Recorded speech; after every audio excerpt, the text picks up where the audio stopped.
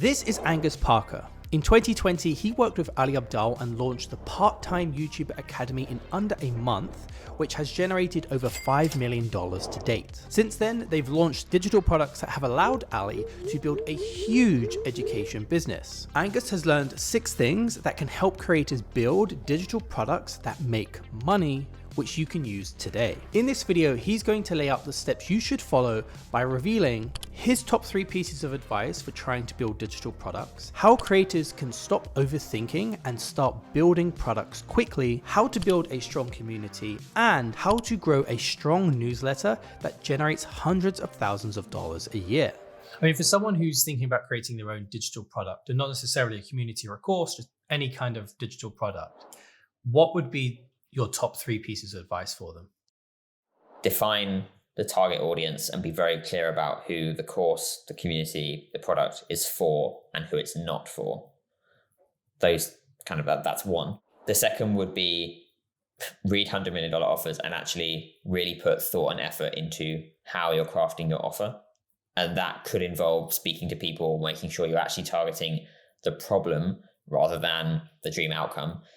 Like you're actually thinking about the problem. Like a lot of people for the productivity, for example, think their problem is accountability. That's not actually the problem. That's like the vehicle to which they'll get to their solution is through accountability. Like actually get to what the problem is that people are struggling with. And that's all part of like forming the offer. And then the third thing relates to that, which we've always found very, very helpful, is that the first thing you should try to do is just create a 1-page sales page for what you're trying to offer and just see what that looks like. Before you do any development of the product, create what you think the ideal product would be in your own mind and how you would sell it, like on a sales page. That has actually been immensely useful. And in the past, we like made the product, then made the sales page, then we launched it. Whereas actually now it's like make at least a draft of a sales page, work out how you would position it. Because in doing that, you'll see the issues that your positioning might have and what you need to change. So yeah, do that, then sort of build it out and then launch it. And probably launch it to a small group first before going any bigger. PTOA was a bit of a unique example in that case. I would still be as restricted as possible to start with to make sure that what you're offering is aligned with what people actually want. I mean, you said in one of your tweets when I was doing research that we were definitely doing stuff that didn't scale, but we had 2 mantras in the first cohort, which was to over deliver on value and to leave no student behind. Can you walk us through those few weeks from that brainstorming session where I think you said you put up like 50 post-it notes in an afternoon on the wall, and that was the modules for the course, all the way through to getting it launched? Because I'm quite interested in what the driving force was behind such a rapid development process, because I think a lot of people who are listening to this, they have so many ideas for their own course, a community, or some other digital product, but they'll just spend forever overthinking it, stuck in that planning phase. So why was it that you were just like gung-ho going for it and speeding up and not letting that momentum die? Yeah, it's a good question. And I still do use sticky notes. They're still on my desk. So it's still one of the most valuable bits of stationery the world has ever produced.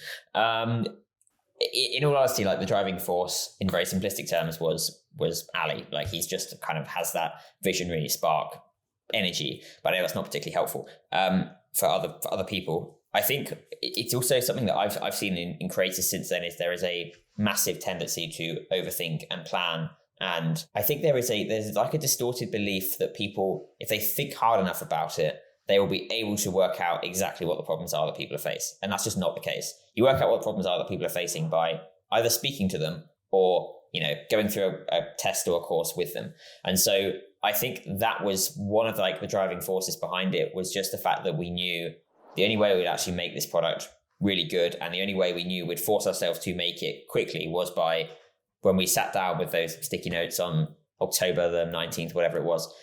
It was just like, okay, we're going to set a date for mid-November to do the first presentation.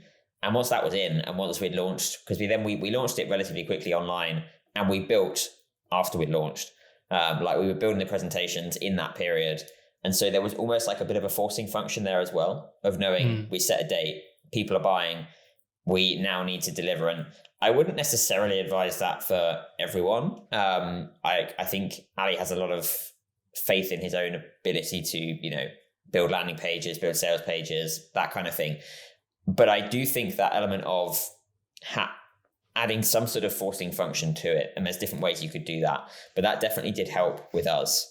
I think I've noticed in products that we've since built, that especially like the self-paced ones where the deadline is sort of all within your control and you haven't necessarily committed to something publicly or anything like that, things do tend to sort of drag out longer than potentially they needed to. It doesn't have that kind of element of, I guess it's just that forcing function, that deadline.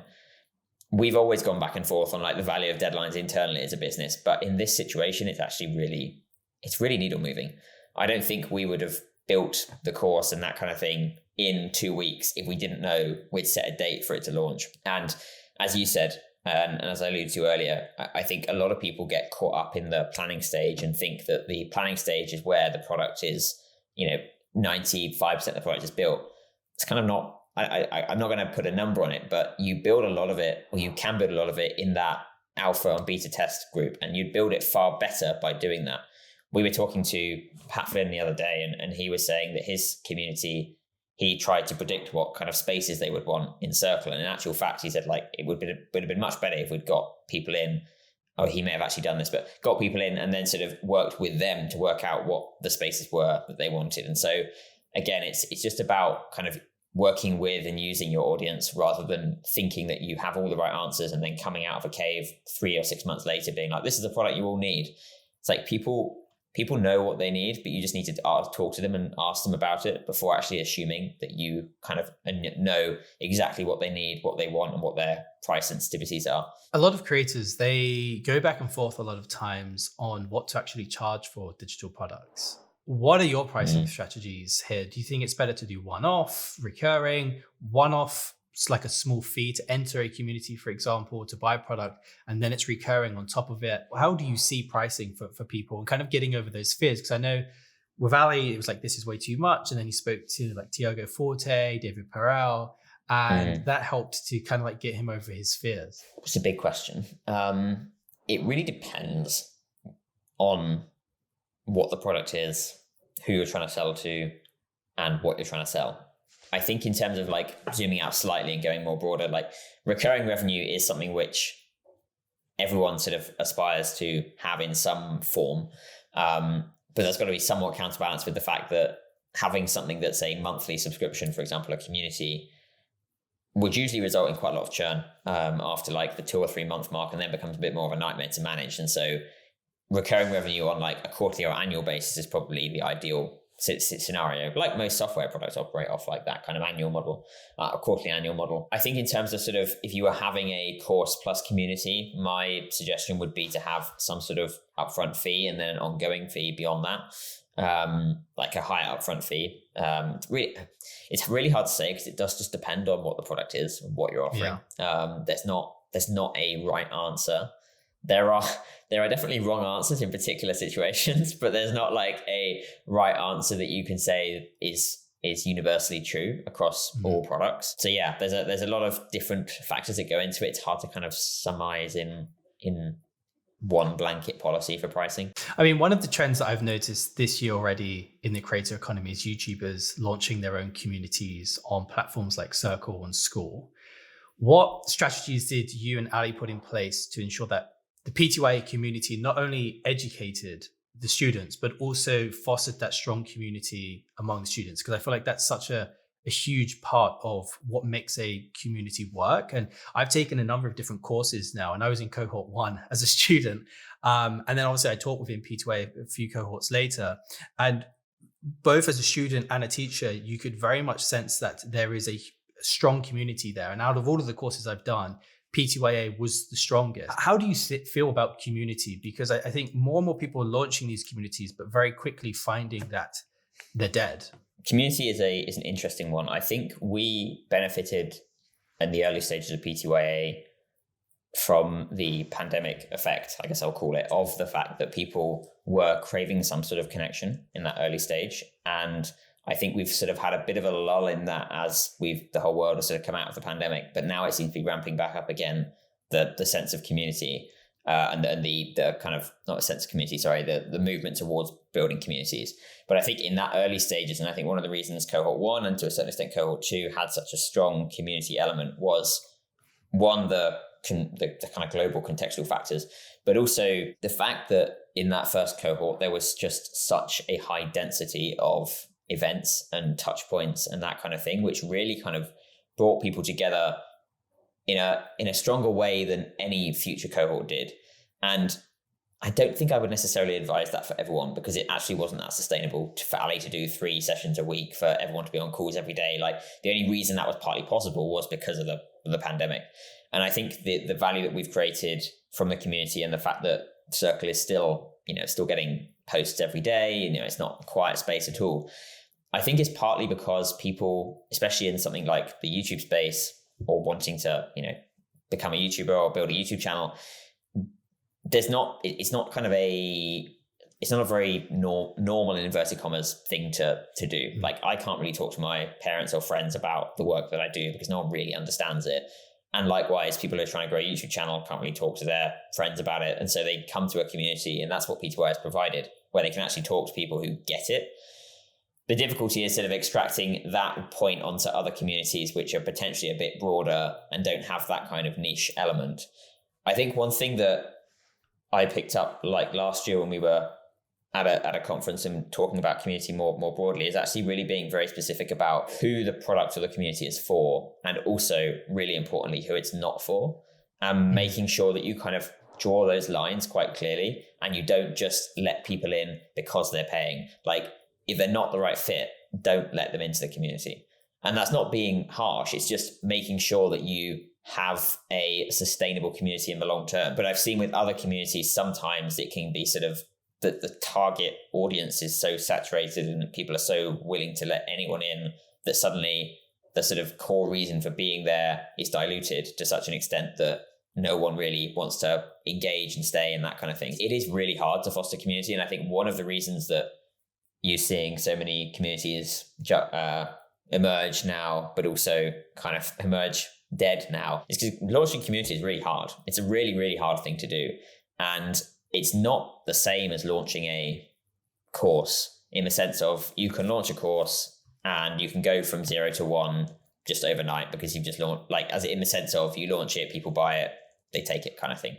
With a community, you can't really just launch a community overnight without having some level of value already in there, maybe having some like preceded content, maybe getting people, a few testers in a few weeks before to start interacting. And if people join a community that is empty and you suddenly put 100 people in a community with no interaction and it's just devoid of, anything, it's never really going to work. And I think that's what people get wrong about communities. Like, they think it's an easier thing to do and start than a course.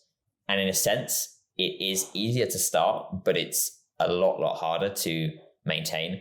I would say it's actually harder than building a course, creating community, because there's just a level of sort of ongoing work that is always needed, and tweaks and iterations that you constantly need to be doing to make sure that you are, as mentioned earlier with relation to Pat, you're not creating spaces because you think it's the right thing to do. It's because there's demand for it. So yeah, I think it's definitely something which I see people moving towards. I think like I don't think the course era is over necessarily, but like the community era is definitely, I was going to say coming, it's kind of here. And I suspect it will dominate for the next like couple of years. But I also suspect, as with the courses, people will start to, see through a few communities. I don't mean it in that negative way, but like there'll be communities that are set up that just don't provide any value at all. And the cream will rise to the top as always, but I think there'll be a saturation of people who think they can run communities, but actually really struggle when they in practice. So yeah, I don't necessarily know how that will play out in the long term. You mentioned in a tweet that P2YA had generated over $3 million with quite a low refund rate, just below 8%, and also had an NPS score that's never dropped below 45%. So people really love P2YA. I'm interested to hear more on what you think contributed to that, as there are so many digital products out there. especially like educational courses, which vary massively in success. Like some creators can make $1 million, whereas there are other people who have millions of subscribers, but they can't even make $10,000, right? There's this huge disparity between the two. So what do you think sets PTYA apart in terms of its structure and the content that's, contributed to the high success rate and a low refund rate? Yes. I think there are a few things there in your question as well. I would go back to like my comments from the previous tweet around constantly trying to over deliver on value and not leave any student behind. That really was our mantras for the first few cohorts, like quite sort of publicly. That, especially the second one, like no student left behind, meant that we were happy to jump on one-to-one calls with people. We gave feedback on every single video that was submitted. Those kind of extra touch points, I think, made a massive difference in the first few cohorts. Obviously, Ali giving, in the first cohort, 3 sessions a week. And from then onwards, it was either 2 and eventually, like in the last cohort, it was 1 session a week. But the volume of events that people could go to, as well as the support and touch points for people, I think really did help the NPS, especially. We noticed that when, we started, I think we didn't do it in the first cohort. When we moved to 6 weeks, I think, which was cohort 3, we would reach out to anyone who hadn't posted a video in the first 2 weeks to ask how they were doing, how could we help, did they want a one-to-one call? It's like that level of support, I think, did put Ali in a different category compared to other creators who might have, drip-fed courses or self-paced courses or cohort courses that were just 1 call a week and you didn't hear from the creator at all. Like there was a big infrastructural machine behind the actual delivery of the content. And I think that definitely helped. I think on the other point around, you mentioned some creators have millions of subscribers and then they can't monetize.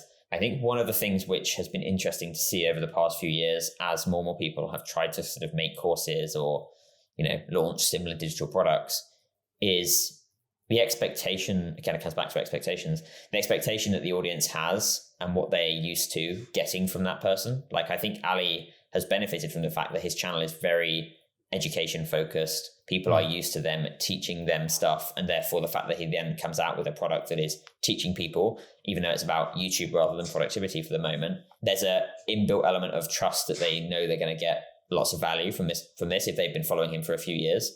I think one of the comparisons that I sometimes use with this is like when Yes Theory tried to launch a similar YouTube-based course, which I think was very reasonably priced, and they got a lot of pushback from their audience. But I think that was fundamentally, or one of the reasons for that, was the expectation wasn't there for them to create a course of that nature, because their channel is more, I was going to say entertainment. It is entertainment, but it's like edutainment, I suppose.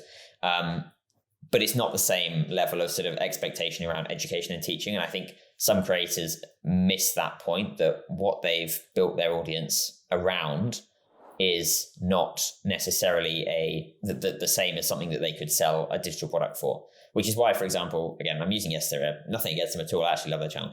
But like their sort of merchandise line and their physical product line seems, on the outside at least, to have done very well. And that's probably more aligned with what their audience wants and that kind of community they've built up there. And it's probably not the kind of digital product course side of things. So I think that probably answers the question around that you mentioned as part of your point, that there are channels out there with millions of subscribers who can't monetize effectively. And I think that comes down to what people expect from them and what are they prepared to therefore pay for in terms of their trust with that person. I think it's interesting that, that we're talking about the connection between the creator and the audience, because I remember reading a tweet from you and Ali, or separate tweets, where you mentioned that you'd read Alex Hormozi's $100 million leads, and that you implemented a lot of his teachings in that book in that last cohort, which resulted in being the biggest cohort of all time. In the last, 8 months, I've started to get a lot of PTYA ads on Facebook and Instagram. And I'm interested to hear what that has looked like, because obviously by using advertisements, you end up reaching out to an audience that might not know who Ali is. And so that connection might not be as strong as someone who's subscribed to the channel or is following him.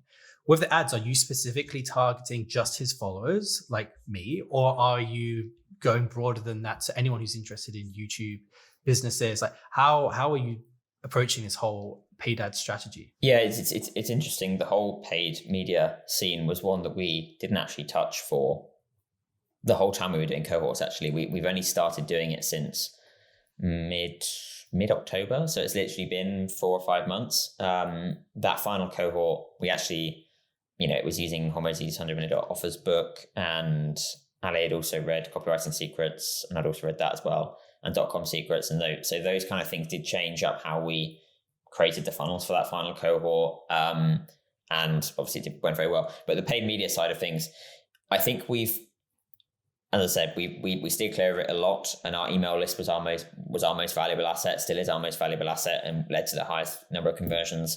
We started to lean more into the paid media side of things, partly because we don't want to just rely on Ali and him creating content in order to sell the products. We want to have some level of organic and paid mix, because we know that just relying on one thing to generate leads, although it's very, very strong, the organic side of things, it's still quite, vulnerable.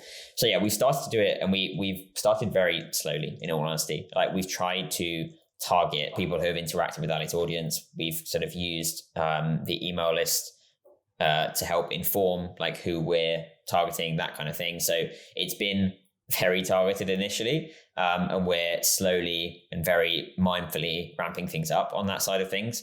But we've been doing it since, as I said, mid-October, and every week it's been +2 ROAS. It's been very, very good. We are, and at times much, much higher than that. So we are gradually scaling that, but we're doing it in a way which is kind of mindful of both the platforms that we're running ads on, like Meta, and we did a bit on TikTok, but didn't necessarily work as well.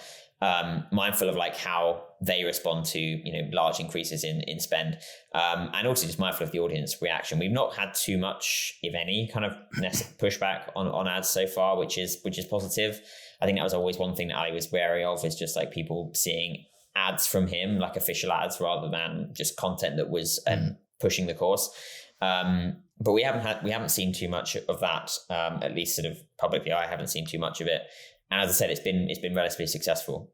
In Black Friday week, I think the return on ad spend for ads was 23 or something ridiculous. Wow, so it's it was a mad week. In general, it's been very good, and so we're gradually increasing that. And as I said, it's kind of just moving us towards a place where we have multiple different avenues for collecting those leads. Last month, I think it accounted for about 20% of total revenue from PTYA. So yeah, it's slowly increasing. If Ali could go back in time, do you think he would have turned on ads sooner? Would we turn them on if we could go back in time? Probably, if we could make it work in a way which felt on brand, then yes. But as I said, it hasn't been the key needle mover. The needle mover for us has been the email list. Yeah, you've mentioned a few times that the email list is pretty strong. I think you've got 400,000 or 500,000 people on there, which is just crazy to have that amount of people on a newsletter. I know in a few videos you've had these free lead magnets of sign up and you can get access to this PDF that's based on the video that they've just watched. Obviously, that's a great incentivization for people to do. And I'm seeing a lot of smaller creators do that now to try and build up their newsletter list. Do you have any sort of advice or thoughts from that strategy that you've been working on? Yes, lots. There's having a lead magnet, and then there's having a kind of product lead magnet. Having a resource in a video and having people, like a PDF or something, and having people download it is great. But we have not always kind of thought about, okay, what's the next step? Where does that person then go? Obviously, they sign up, they go onto the newsletter, and that's all, made clear. But we haven't always connected it with a product. There are some things that connect very tightly with a product. And it's something which, Hormozy talks about in his book around the difference between leads, which are just people you can contact, and engaged leads, which are people who kind of actually, or could be someone who wants to buy something you're selling.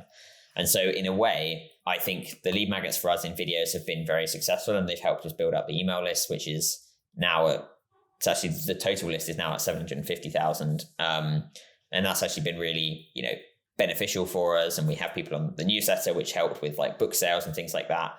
But a lot of the people who signed up to that newsletter, the book is really the only sort of mass market product we have, and the only product that Ali would ever sort of push to those people.